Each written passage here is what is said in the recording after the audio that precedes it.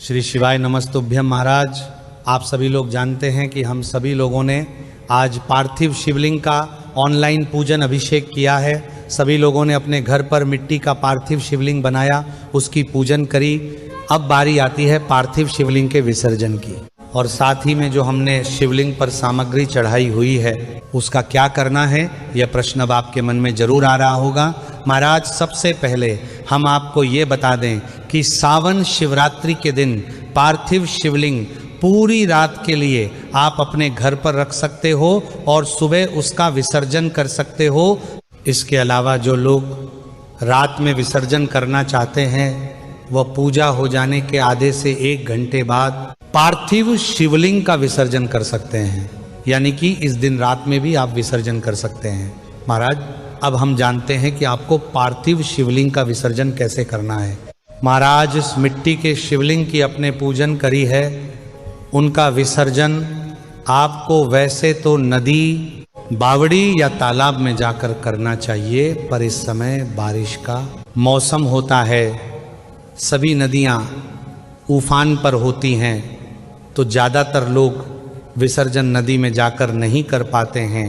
इसीलिए आप सभी लोग अपने घर पर रहकर ही इस पार्थिव शिवलिंग का विसर्जन कर सकते हैं। जो लोग नदी में जाकर करेंगे उनके लिए भी विधि एक सी है, और जो लोग घर पर रहकर करेंगे उनके लिए भी विसर्जन की विधि एक ही रहेगी। महाराज, सबसे पहले हम आपको एक बात और बता दें कि 12 अगस्त को सूर्य ग्रहण का सूतक कल सुबह 9 बजे से शुरू हो जाएगा। इसीलिए जो भी लोग सुबह के समय पार्थिव शिवलिंग का विसर्जन करेंगे वह सुबह 8 बजे तक शिवलिंग का विसर्जन याद से कर दें, क्योंकि विसर्जन शुभ मुहूर्त में ही होना चाहिए। महाराज, सबसे पहले आपने शिवलिंग को जिस एक पात्र में रखा होगा उसमें अभिषेक का जल भी इकट्ठा हुआ होगा। तो हम आपको बता दें कि आपको उन सभी चीज़ों का विसर्जन करना है जो चीज़ अपने शिवलिंग पर चढ़ाई हुई है, जैसे कि बेलपत्र, फूल भगवान के लिए भोग, दीपक और भी विशेष पूजन सामग्री का विसर्जन आपको शिवलिंग के साथ में करना है। ऐसा नहीं कि आपने बेलपत्र अलग उठा ली, फूल अलग उठा लिए, प्रसाद अलग उठा लिया, आपको एक साथ ही विसर्जन करना है।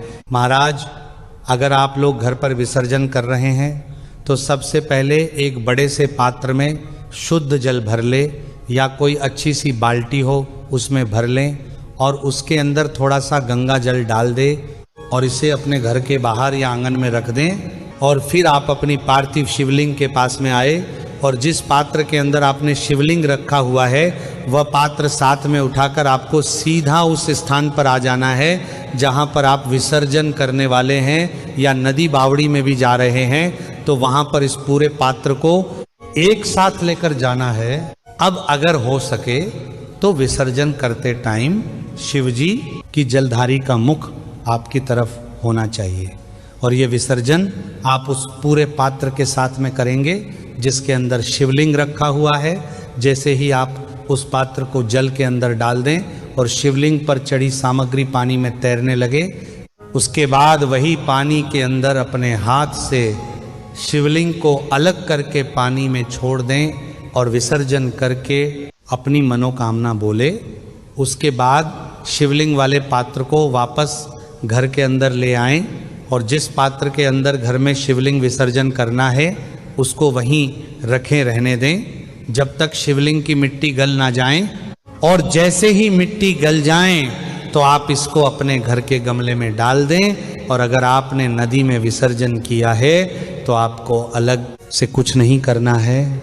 महाराज, इसके बाद में अगर आप चाहें तो पार्थिव शिवलिंग पूजन हो जाने के बाद भगवान का आशीर्वाद समझकर एक बेलपत्र जरूर उठा लें और उसे अपने पास रख लें। महाराज, इस तरह से आप सबको पार्थिव शिवलिंग का पूजन करके विसर्जन करना है, और इस दिन पूजन का जो प्रसाद होगा वो आप सभी घर में खा सकते हैं, इसमें कोई परेशानी नहीं है। इसके अलावा इस पूजन में शिवलिंग पर चढ़ी सभी चीज़ों का विसर्जन करें और भगवान से प्रार्थना करें। महाराज, इस तरीके से पार्थिव शिवलिंग का विसर्जन आपको करना है। और आपने ये ऑनलाइन पूजन कहाँ से करीब है और आपको कैसा लगा रहा, कमेंट में ज़रूर बताएं। श्री शिवाय नमस्तुभ्यम। महाराज।